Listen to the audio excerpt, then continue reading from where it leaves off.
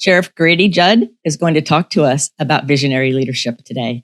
Welcome, everybody, to the Someone Gets Me podcast. I have an amazing man who is a visionary and has a really strong mission in life.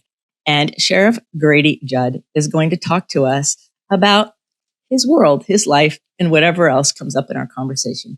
So welcome, Sheriff Judd, to the Someone Gets Me podcast.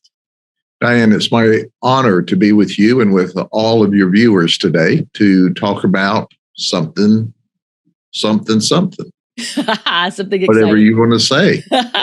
Well, I have one question because I know you've been in law enforcement since the 70s. I have. And I've been doing my work since around that kind of time too. And I'm wondering, how did it all get started? How did that vision in you get started into this amazing career that you've created? Yeah, I think it's a God thing because, I wanted to work in law enforcement and be the sheriff from the time I was 4 or 5 years old. My mother, back in the day, if you remember, they had 8mm or Super 8mm cameras. Right. Actually has little videos of me wearing a policeman's outfit that she bought me. And I never, ever wanted to do anything else and as a career other than work in law enforcement and help people. So even as a youngster, that was my dream. And I grew up and got to do exactly that. Now, how many people can say they wake up every morning after their entire adult life and a job, usually before the alarm goes off to come to work, all excited to help someone? I get to do that every day. Oh, that's great. You remind me of my nephew. When he was little, he was like 3 or 4, he's 28 now. He said he was going to fly planes in the military. I'm going to be a pilot in the military. That's what he's going to be. And that's what he's doing. He kept going. He just kept going through the steps and now he's in the Army. And it's like that. It was like a laser focus ever since he was 4 or 5. And I think that's a really big gift.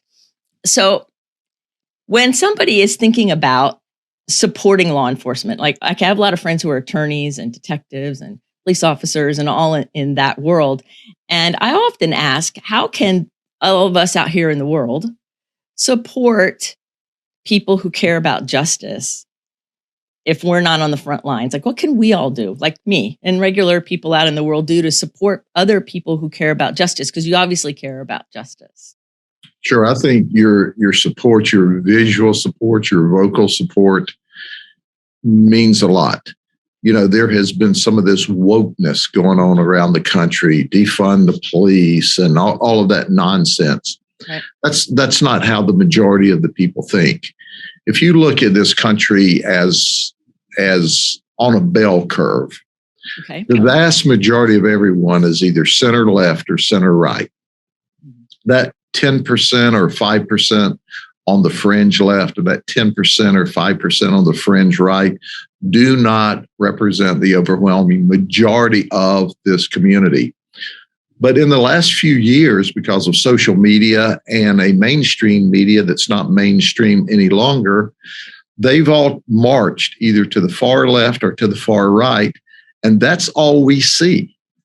And they want us to believe that radical left or radical right, that's how this country operates. And it really doesn't.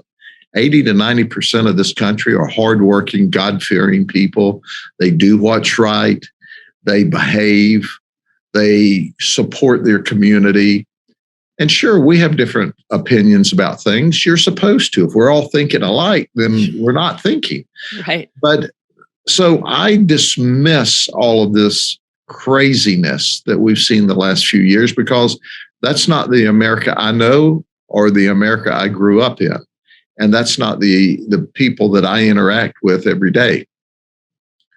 I see good people, and that's what I get up every day. I see the good in people, and I see people who are struggling, who need help, and then we get to provide that help, and that's pretty special to me. It's very special to step into that place of service where people who need it know that they have someone they can trust to help them. Well, you can always dial 911, and we never ask, are you a registered Republican or Democrat? Did you vote in the last election? Did you pay your taxes? Who do you support? We unconditionally run to you to help you, to protect you, to keep you safe, to save you from danger, or to save you in a medical malady until we can get EMS and fire there, who also rush in and help without any concern about what your position in your political positions or your personal position or your economic position. And that's the goodness of America. And that's what I see every day. Oh, I love that. That gives me goosebumps because that's what I see. I see the good in people and good in the majority of people. And I think when we go too far in any direction, we're too far. We're too far, to say it that way. So a lot of gifted people and bright and talented kind of visionary folks, to mostly the people that I work with, are really sensitive to doing the right thing, making things correct, making sure that things are for the best of all people. And I know that that's a lot of your vision in your world. I mean, I've heard you a lot over the years. I lived in Lakeland, before you were sheriff, but you were there. And I've seen the amazing positive changes in that community as a result of your leadership. So it's clear to me that you're a visionary, just from the outside. And so how would you encourage somebody who has a heart for justice to follow that vision? What would you do if they were feeling stuck? What would you say to them? Sure. Well, I'd first tell people that to have a vision for justice, you've got to have a dream first. Mm-hmm. And you've got to take that dream and change it into a vision. And then you've got to take that vision and add work. Work is the only thing that gets you to the end game, no matter whether it's a vision for justice, a vision to be economically set in life when you age out by saving and focusing. But everything takes focus, and it takes commitment, and it takes hard work. And I tell folks, until you have a principle-centered life, nothing else works.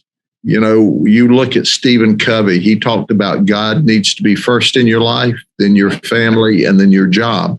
And when you're focused and when you have your life in line, then good things happen. Doesn't mean that you're not going to get knocked down occasionally, but when you get knocked down, you get back up. And that's what it's all about.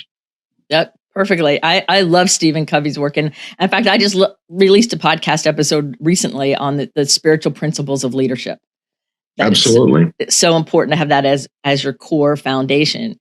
And I love that you brought up work, because I see a lot of people who just want to dream it in and think it's going to be magically dropped in their lap. And they don't understand that it takes focused work.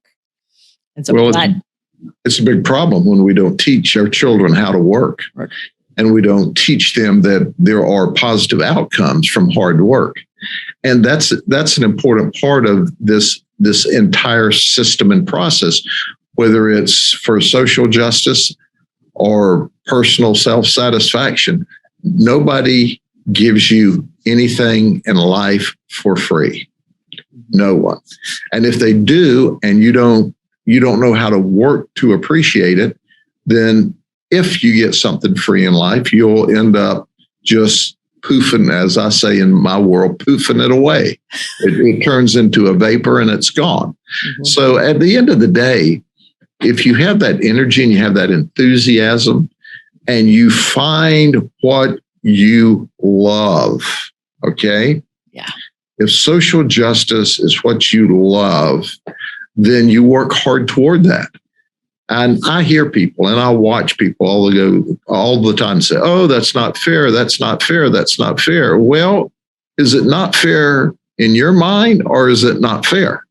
Because just because it's not fair in your mind doesn't mean it's not fair. Right. At the end of a ball game, if your team loses the game, you may not say it's not fair, but you think you should have won. Well, you don't always win in life. And winning's not so great if you don't occasionally have a setback. So if it weren't for the valleys, the mountains wouldn't seem so beautiful. Totally. Yep. Exactly. So you just got an award of Sheriff of the Year, right? I did. Yeah. What an honor. That's a huge honor. And when I was reading about it, and I thought, what no more perfect person to deserve it than you. And, that's very kind. And I think that because of your faith and your commitment and your hard work, that it's a really good example for people who are trying to say, okay, how do I bring my vision to life? How do I go after what's important to me? No matter what the topic is, it takes vision and work and going after it and being willing to put yourself out there. It also takes education, and you're a very well educated man too, and you've even taught in universities. So what is it that you think would be helpful for younger people, the college age people, to learn to help them embrace kind of the vision of work and going after what's important to them? Sure. First and foremost, it is truly an honor to be recognized by your colleagues and your peers. Yes. But I wasn't recognized for my good looks. I was recognized for hard work. Yes. And then once again, I got the credit whenever I got the award. But the reality is I've got a team around me in the major county sheriffs that work very hard. I've got a team here at the sheriff's office that work very hard. So we could reach those goals in the association that they thought made me worthy of this, when in fact, I wish we could have given this recognition to all of the people who really did the hard work. I just coached. Right. So sometimes as the CEO of an organization, you get too much credit, and then sometimes you get too much blame. But I'll accept the blame and the criticism, because when I'm critiqued, a good, honest critic is really a good friend of yours, because they're helping you out. As you move forward in this leadership realm, people at the college age need to understand that it's not all about sitting at home with a laptop and a Zoom. Of course, I came up in the era before you had online classes. But to me, an important part about leadership and leading is social interaction. Yes. It's the opportunity to pick each other's brain in a classroom, to learn from each other. And I can tell you from the COVID times, when we use this social media called Zoom a lot, right? Right. That a normal hour meeting was over in 20 minutes, because we were so bored with trying to have a meeting on Zoom and not have I call it the energy of the personal meetings, that we just dealt with business and went on about our life. So I caution the young folks, as you use these fantastic tools called social media and the research you can do online, that back in my day, we spent days in the library. Yes. And what took us forever to search up in a library, you can search up in literally minutes online. I mean, they have no idea what pain is until they take a Saturday and they're there when the librarian unlocks the door. Right. And then the librarian's telling you at night at 9:00, you got to go home so we can close this place up. Because it took all day long to do a project in a library that you can do in 2 hours with research online. So enjoy the technology. It's beautiful and it's wonderful. And it gives you really a bigger perspective in that you can research more faster. Right. But also don't forget the social interaction. That's part of being able to be successful, is to be social and face-to-face and have meaningful conversations. And I like to talk about the critiques. When you're in a class or interacting and you get these other opinions, that's what helps you grow in the way you think things through as well. Yep. Because no one of us has all the answers, but all of us has the answers when we work together. Yeah. Yes. Excellent. I agree with that 100%. And I think that energy of the connection, of the human personal connection, is vital. And, I hope the culture doesn't get lost in electronics, and the human connection stays, because I think that's extremely important in leadership and in health and for our health. For everything. I think mental health is not good when you're by yourself all the time with a laptop or a computer. Even if you're having some social interaction, it's not the same as the personal interaction. Right. So at the end of the day, it takes a little bit of this and a little bit of that to make a cake. Well, it takes a little bit of this and a little bit of that to be successful in life. But it all, whether you're making a cake or you're working to be successful in life, it all takes work. And I love hearing you say that, because I talk about work and taking action. And when I start talking about taking action, people roll their eyes at all. I'm like, well, you have to do something. You have to get off and go do something with it. Yeah. Lead, follow, or get out of the way. Right, exactly. I haven't said that in a long time. Thank you for reminding me. I love that.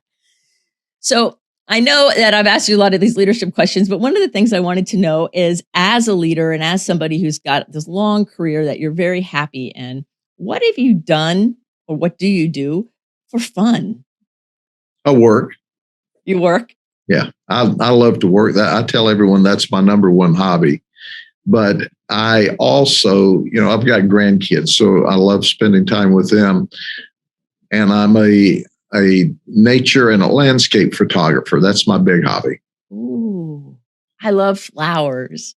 I take amateur pictures of flowers all the time. They're just all so beautiful.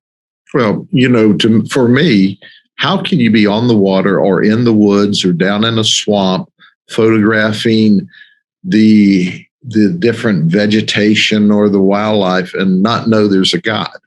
That stuff just didn't get there by itself. And nothing good happens by itself in leadership, in work, or at home. Nothing good happens by itself. Somebody makes everything happen. So my hobby is just that. It's things where I can interact with nature after I'm tired of interacting with people. And as much as I love people, and I really do, if I want quiet time, I get my camera and run to the woods. Oh, what a perfect way to recharge. There's nothing better than that. Nothing better than the woods or the water. Absolutely. It's like that and I spend time on the lake or time in the woods, or the swamps are, to me, the most beautiful. In Florida, people go, oh, it's a swamp. It's muddy and mucky and all that. Oh, the swamps are alive, and you've got to be there to understand it. And if you've not gone into the swamps to see all of their beauty and all of the wildlife and the nature, then you've not had a complete life yet. Right.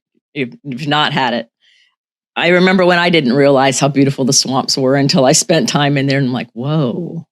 It was not at all what my brain wanted to tell me it was. And I'm a Florida native, so right. We were in Sarasota, so we were on the beach. I didn't get the swamp thing at first. And then I'm like, oh, this is gorgeous.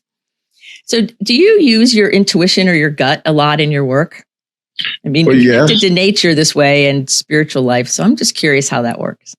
You do. There's an intuitiveness about what we do, but I believe that's based on education and experience and wisdom. See, you can't function appropriately until you have education in your discipline, experience in your discipline, and a lot of experience in a discipline creates wisdom. And that in blended in with that is an intuitiveness of which way to go based upon the circumstance. And quite frankly, you can give a polar opposite answer to what needs to be done with what seems to be a similar issue, depending on what I call the core of the problem. Well, you've got to be able to analyze that problem and get to what the real problem is, not a symptom of the problem, in order to cure it. So that's where the wisdom and the experience comes in. Yes. There's a big difference between looking at the surface of the symptoms and going for the cause. Well, absolutely. And it's like, for me, going to the doctor. I don't want a doctor or a lawyer or a CPA right out of school. I want one with 10, 15 years of experience. That's the one that's going to navigate you through either that medical problem or that legal problem or that numbers problem successfully, because they have the education, then they got the experience, and now they've created the wisdom from different experiences they've had along the way. Right. And there's a lot of value in that wisdom. Sure. And as a sheriff, that's I tell folks, I'm here for the institutional knowledge and wisdom. I don't have to put handcuffs on people anymore. I've got deputies to do that. Mm-hmm. I don't have to manage line operations anymore. I've got very well-trained supervisors. The attribute that I bring to this team effort, because it's all of us together that have a successful operation here, is wisdom in position and years and years and years of institutional knowledge. Yes. And sometimes it's institutional knowledge about what to do. Many times it's institutional knowledge about what not to do. Right. And the success of anything is knowing when to do what, or knowing when not to do not. Right. Yes. A lot of people talk about just what action to take, but sometimes it's like when not to act in that way or go a different direction. Yeah.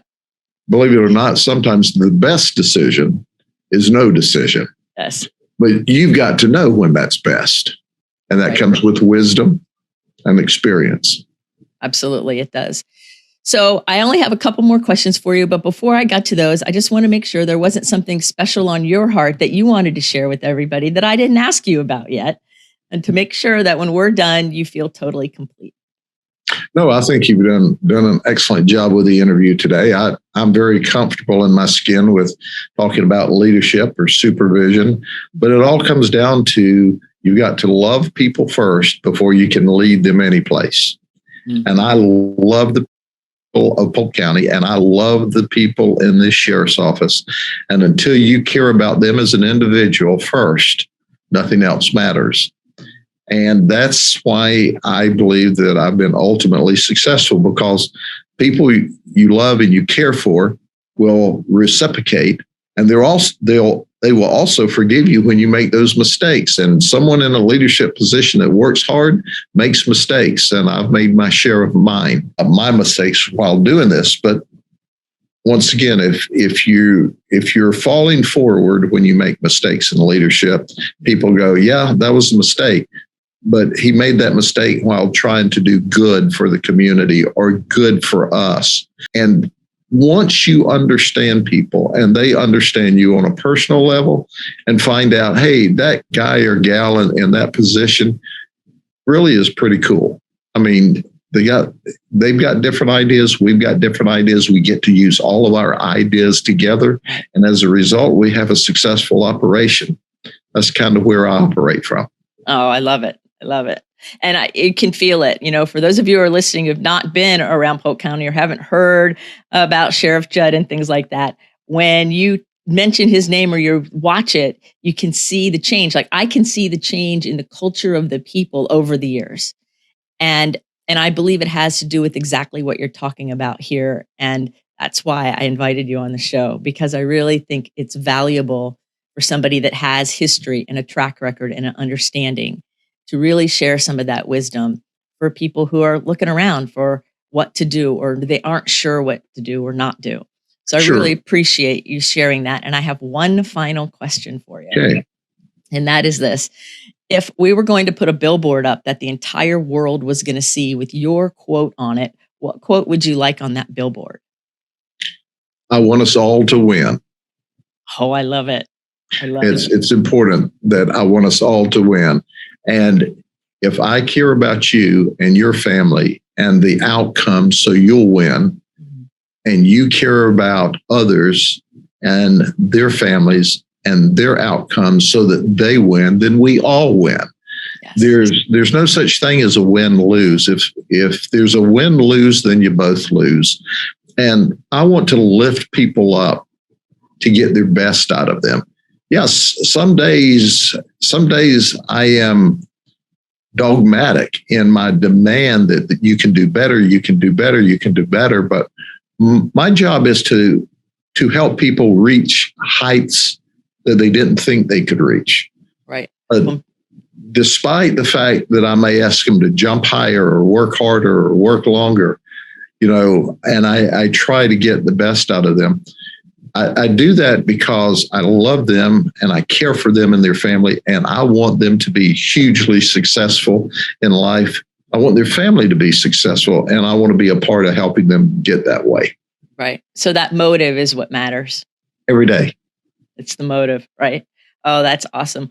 Well, I want to thank you so much for being on the show. Y'all have been listening to Sheriff Judd. I have his entire bio in the show notes, along with ways where you can follow the Polk County Sheriff's Office on all their social media and their website for your reference. So give it all a shot. Let him know that you heard him here on the Someone Gets Me podcast next time you see him. So thank you, Sheriff Judd, for being on the show. I so appreciate having you here with me today. God bless you. I look forward to seeing you soon. Take care. All righty. Thank you. Remember, everybody, put your face to the sun so the shadows fall behind you, because you're a rock star. You're here on purpose with a purpose. So go out there, let your light shine. And remember, it's time to check your motives and make sure everyone wins. Until the next episode, be well.